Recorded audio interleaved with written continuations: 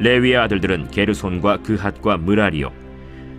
그핫의 아들들은 아므람과 이스할과 헤브론과 우시엘이요. 아므람의 자녀는 아론과 모세와 미리암이요. 아론의 자녀는 나답과 아비후와 엘르아살과 이다말이며, 엘르아살은 비느하스를 낳고 비느하스는 아비수아를 낳고 아비수아는 붓기를 낳고 붓기는 우시를 낳고 우시는 스라히야를 낳고 스라히야는 므라옅을 낳고 므라옅은 아마랴를 낳고 아마랴는 아히둡을 낳고 아히둡은 사독을 낳고 사독은 아히마아스를 낳고 아히마아스는 아사랴를 낳고 아사랴는 요하난을 낳고 요하난은 아사랴를 낳았으니 이 아사랴는 솔로몬이 예루살렘에 세운 성전에서 제사장의 직분을 행한 자이며, 아사랴는 아마랴를 낳고 아마랴는 아히둡을 낳고 아히둡은 사독을 낳고 사독은 살룸을 낳고 살룸은 힐기야를 낳고 힐기야는 아사랴를 낳고 아사랴는 스라야를 낳고 스라야는 여호사닥을 낳았으며, 여호와께서 느부갓네살의 손으로 유다와 예루살렘 백성을 옮기실 때에 여호사닥도 가니라. 레위의 아들들은 게르손과 그핫과 므라리이며, 게르손의 아들들의 이름은 이러하니 림니와 시므이요. 그핫의 아들들은 아므람과 이스할과 헤브론과 우시엘이요. 므라리의 아들들은 말리와 무시라. 그 조상에 따라 레위의 종족은 이러하니, 게르손에게서 난 자는 곧 그의 아들 림니요. 그의 아들은 야하시요. 그의 아들은 심마요. 그의 아들은 요아요. 그의 아들은 잇도요. 그의 아들은 세라요. 그의 아들은 여아들이며, 그핫에게서 난 자는 곧 그 아들은 암미나답이요. 그의 아들은 고라요. 그의 아들은 아실이요. 그의 아들은 엘가나요. 그의 아들은 에비아삽이요. 그의 아들은 아실이요. 그의 아들은 다하시요. 그의 아들은 우리엘이요. 그의 아들은 우시아요. 그의 아들은 사울이라. 엘가나의 아들들은 아마세와 아히모시라. 엘가나로 말하면 그의 자손은 이러하니, 그의 아들은 소베요. 그의 아들은 나하시요. 그의 아들은 엘리압이요. 그의 아들은 여로함이요. 그의 아들은 엘가나라. 사무엘의 아들들은 맏아들 요엘이요. 다음은 아비아라. 므라리에게서 난 자는 말리요. 그의 아들은 림니요. 그의 아들은 시므이요. 그의 아들은 우사요. 그의 아들은 시므아요. 그의 아들은 학기야요. 그의 아들은 아사야더라. 여러분 반갑습니다. 오늘도 큐티로 여는 기막힌 하루입니다. 본문 말씀 역대상 6장 1절부터 30절의 말씀입니다. 자, 오늘은 레위 지파에 속한 제사장 가문의 계보를 우리가 보게 됩니다. 이 레위 지파는 유다 지파와 더불어서 이스라엘의 영적 질서를 이끌어가는 매우 중요한 지파죠. 이 레위 지파는 오직 성전을 맡아 관리하고 예배를 섬기는 데 쓰임하는 정말 영광스러운 직분을 맡은 지파가 되었습니다. 자, 그런데 오늘 본문의 1절부터 3절까지의 말씀에서 레위와 그 세 아들에 대해서 나오는데요.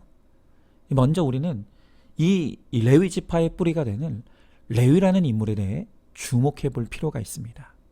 왜냐하면 사실 그는 이 제사장 지파의 조상이 되기에는 전혀 어울리지 않는 그런 인물이기 때문입니다. 레위는 야곱의 셋째 아들이었습니다. 그런데 그는 그 혈기와 폭력성이 얼마나 대단했는지 모릅니다. 그리고 결국 그의 폭력성으로 말미암아 그는 용서받지 못할 큰 죄를 저지르고 맙니다. 자, 어느 날 자기 여동생이 세겜 추장의 아들에게 강간을 당합니다. 그때 그는 시므온과 짜고 세겜 족속이 할례 받으면 그러면 동생과 결혼을 시켜주겠노라고 그들을 속입니다. 결국 이 세겜 족속이 할례를 받고 고통스러워하고 있을 때 그들에게 쳐들어가 그 모든 남자를 죽이고 여자와 아이들을 약탈하고 가축을 빼앗았습니다. 그는 거짓말장이었고 도둑이었으며 무엇보다 살인자였습니다. 도저히 용서받지 못할 큰 죄를 저지른 것입니다. 그래서 이 일로 말미암아 아버지 야곱은 그가 죽기 전에 이 자녀들에게 남기는 유언의 말을 하면서 이 레위에 대해서만큼은 그가 자신의 죄로 말미암아 저주를 받게 되리라는 너무나 무서운 유언을 남기게 됩니다. 자, 그런데 바로 그 레위가 회개하게 됩니다. 물론 성경에는 직접적으로 그가 어떤 계기로 어떻게 회개했는지는 나오지 않습니다. 그러나 그가 분명한 회개를 이루었다는 것을 우리가 충분히 알 수 있는 것은 저주받을 운명이었던 살인자의 집안이 제사장 가문의 집안이 되었다는 것, 이것 하나만으로도 우리는 그가 진실한 회개를 이루었다는 것을 분명히 알 수가 있는 것입니다. 여러분, 이렇게 회개는 저주받을 인생이 가장 영광스러운 인생으로 변화되는 위대한 능력이 됩니다. 누구든지 하나님 앞에 내 죄를 깨닫고 진실하게 회개하면 그가 어떤 자라 할지라도, 심지어 그가 살인한 자라 할지라도 하나님께서 그 죄를 용서해 주실 뿐만이 아니라 그의 인생을 존귀하고 아름다운 인생이 되게 하십니다. 특별히 하나님은 회개하여 돌이킨 레위의 그 과거의 죄가 그의 사명이 되게 하셨습니다.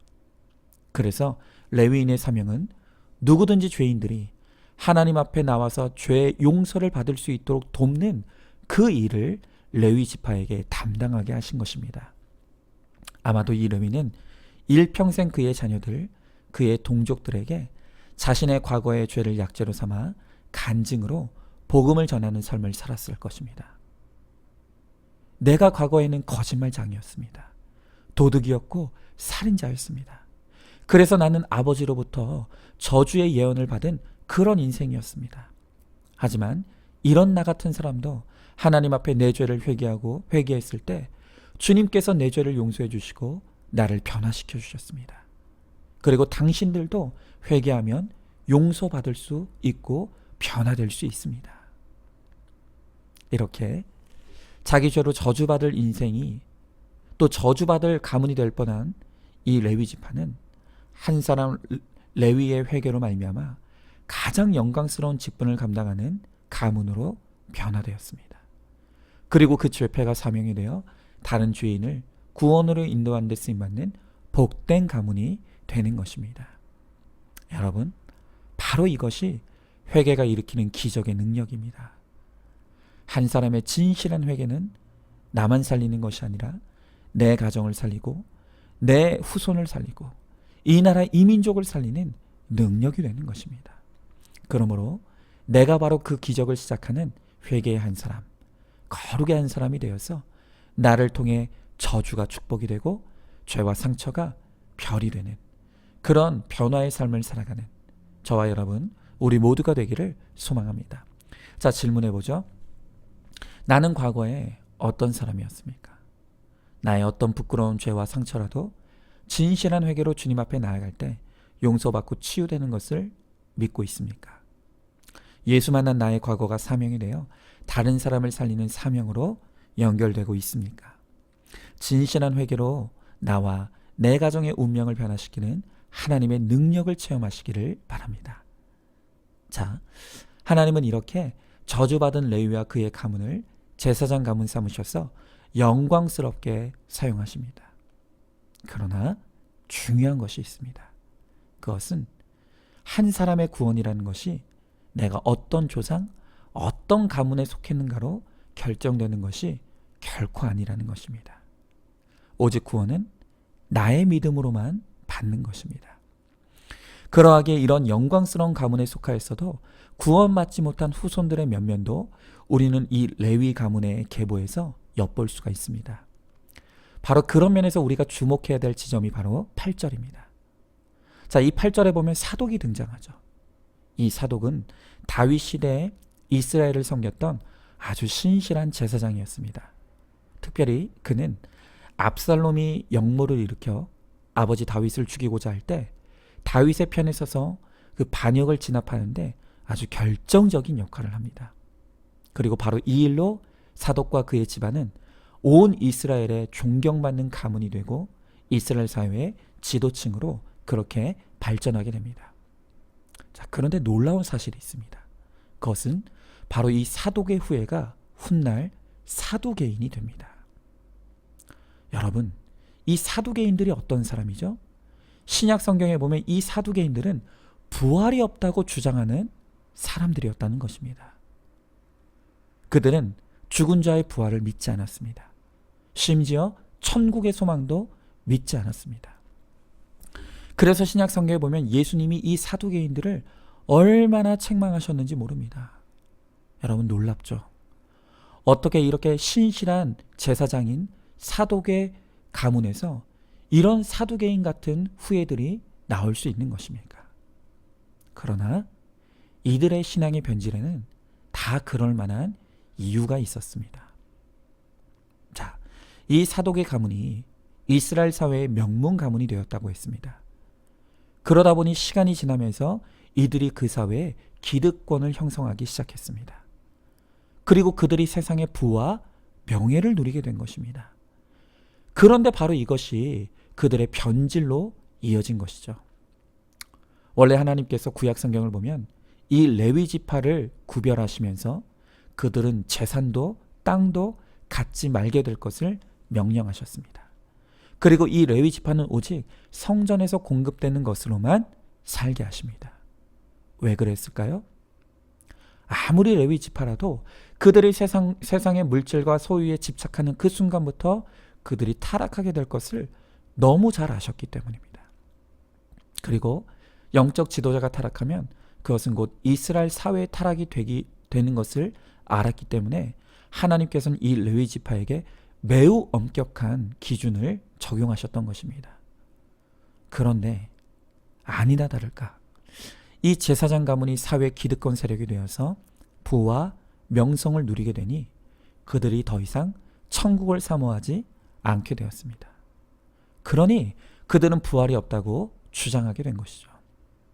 여러분, 사람은 누구라도 환경의 장사가 없습니다. 아니, 이 땅이 이미 천국인 사람들이 어떻게 천국을 사모할 수가 있겠습니까? 그래서 예수님은 이 땅에서 가난하고 애통하며 핍박을 당하는 것이야말로 진짜 천국을 사모하는 인생이 되는 복된 인생의 비결이라고 말씀하시는 것입니다. 여러분, 그러나 우리는 어떻습니까? 우리는 정말 팔복을 사모합니까? 정말로 이 땅을 살아가면서 부활을 사모하고 천국을 사모하고 있습니까? 오늘 우리가 예수 믿는다고 하면서도 여전히 나도 또 내 자녀들도 그저 이 땅에서 잘되고 형통하고 누리는 삶을 살기를 바라고 구하는 사람들이 얼마나 많은지 모릅니다. 그러나 우리가 구하는, 우리가 이 땅에서 천국을 살기를 원하는 바로 그것이 얼마나 위험한 것인지를 알아야 합니다. 바로 그것이 내 자녀들을 부활이 없다고 하는 사두개인들로 만들고 있는 것입니다. 여러분, 먼저 부모인 내가 기복이 아닌 팔복을 진짜 우리의 복으로 알고 믿는 인생에 이 거듭나는 은혜가 임해야 됩니다. 그리고 그것이 진짜 복임을 삶으로 누리는 모습을 내 자녀들에게 보여줄 때 비로소 내 자녀가 사두개인이 아닌 레위 자손이 되어서 구원받게 될 줄로 믿습니다. 자, 질문해 봅니다. 신앙의 대를 이루고 모태신앙의 은혜를 입었으면서도 이 땅에서 천국을 살고 싶은 사두개인의 삶을 살아가고 있지는 않습니까? 또한 내 자녀들에게도 이 땅에서 잘되고 형통한 것이 최고라고 가르치면서 내 자녀들을 사두개인들로 기르고 있지는 않습니까? 예수님의 팔복이 진짜 복인 것을 믿고 누림으로 내 자녀들에게도 팔복의 인생을, 팔복의 믿음을 물려주는 우리 모두가 되시길 바랍니다. 자, 마지막으로 16절부터 30절에는 레위의 세 아들과 그 자손들의 계보가 나옵니다. 자, 그런데 오늘 27절과 28절을 한번 보시기 바랍니다. 27절의 가장 끝에는 엘가나가 나오고 28절의 가장 처음에는 그 유명한 사무엘이 등장합니다. 자, 그런데 원래 이 엘가나와 사무엘 사이에는 반드시 나왔어야 할 인물인데 오늘 이 계보에서 삭제된 사람이 있습니다. 그가 누구일까요? 그는 바로 엘리 제사장입니다. 여러분, 이 엘리 제사장이 누구인지 혹시 기억하십니까? 이 엘리 제사장은 사무엘 선지자가 등장하기 바로 직전에 이스라엘의 제사장이었습니다. 저는 이 믿음의 계보에 이름을 올린 사람들도 중요하지만 그 이름에서 삭제된 인물들을 살펴보는 것도 매우 중요하다고 생각합니다. 여러분, 왜 엘리가 제사장이었지만 그 이름이 오늘 이 성경의 계보에서 삭제되었습니까? 그것은 그에 대해 기록된 사무엘서가 오늘 가르쳐주고 있는 그에 대해 살펴보면 잘 알 수가 있습니다. 자, 사무엘상 3장 1절에 보니까 성경은 이렇게 기록하고 있습니다. 사무엘이 엘리 앞에서 여호와를 섬길 때에는 여호와의 말씀이 희귀하여 이상이 흔히 보이지 않았더라 그랬습니다. 여러분, 이 엘리 제사장이 제사장으로 있을 때 여호와의 말씀도 없고 여호와의 이상도 사라졌다고 합니다. 여러분, 이것이 무엇을 의미하겠습니까? 이 엘리가 비록 제사장의 직분을 가지고 있었지만 그는 하나님과 철저히 단절된 상태에 있었다는 것입니다. 그리고 제사장이 하나님과 단절되니 그 당시의 이스라엘이 영적 암흑이 되었던 것입니다. 여러분, 그래서 결국 그는 그의 두 아들과 함께 목이 부러져 죽게 됩니다. 그리고 그뿐만 아니라 마치 사과의 썩은 부분을 도려내듯이 엘리 제사장과 그 가문을 하나님께서 그 계보에서 완전히 도려내시는 심판을 당하게 되는 것입니다. 여러분, 저는 왜 이 엘리가 이 지경이 되었는가를 생각할 때 아까 보았던 사무엘상에서 여호와의 말씀이 희귀하였다는 말에 우리가 주목해야 된다고 생각합니다. 여러분, 엘리는 말씀이 희귀한 사람이었습니다. 엘리가 제사장이지만 말씀이 없으니 내가 썩고 내 자식이 썩어가고 이스라엘이 썩고 있는데도 그 썩은 것을 보지 못하여 자기만 죽는 것이 아니라 자식도 죽이고 이스라엘도 죽게 했습니다. 우리도 마찬가지입니다. 우리가 우리 스스로가 썩은 것을 볼 수가 없습니다. 우리가 하나님의 말씀이 내 거울이 되어 내가 죄로 썩은 것을 보게 하실 때만 그것의 아픔과 더러움을 우리가 비로소 깨닫게 됩니다. 그런데 우리가 말씀이 없으면 밤낮 배우자가 썩은 것만 보이고 내 회사가 썩은 것만 보이고 세상이 썩은 것은 보이는데 정작 내가 썩어 죽을 지경이 된 것은 보지 못하게 되는 것입니다. 이렇게 다른 사람의 썩은 것만 보이고 내가 썩은 것은 보지 못하는 것이 그것이 바로 말씀이 희귀한 사람의 증상이고 모습입니다. 그러므로 지금 빨리 하나님의 말씀을 펴야 합니다. 그리고 말씀으로 내가 지금 죄로 말미암아 얼마나 썩은 지경이 되었는지를 보는 큐티가 이루어져야 합니다. 그래야만 오늘 이 엘리처럼 내가 하나님으로부터 도려냄을 면할 수가 있는 것입니다. 여러분, 오늘 엘리가 말씀이 희귀하고 이상이 희귀하기에 그가 썩고 그 자식들을 썩게 하고 이스라엘을 썩게 했다고 합니다. 우리는 말씀이 풍성한 삶, 그러므로 하나님의 이상이 풍성한 삶이 되어서 날마다 거룩한 나를 통해 내 가정에 썩은 것을 치유하고 이 나라, 이 세상에 썩은 것을 치유하는 그런 치유자의 사명을 감당하는, 그러므로 나를 통해 많은 사람들이 구원으로 인도되는 그러한 우리 모두가 되기를 소망합니다. 자, 질문해 봅니다. 예배와 큐티가 없기에 말씀이 희귀해지고 있지는 않습니까? 말씀이 희귀하니 내 배우자, 내 자식의 썩은 것만 보이고 내가 썩은 것은 보지 못하고 있지는 않습니까? 말씀으로 오직 내 죄만 보므로 나의 썩어진 것을 회개하고 거룩을 이루기를 바랍니다. 그리고 내 가족의 썩은 것을 치유하는 내가 되기를 소망하시기 바랍니다. 자, 마지막으로 11월 11일 보석상자입니다. 행복은 믿음의 결혼이 이루어질 때 저절로 생기는 부산물입니다. 하나님이 계셔야 될 자리에 행복이라는 우상을 갖다 놓으면 그때부터 불행이 시작됩니다.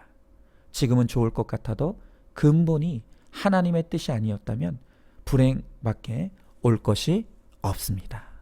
아멘.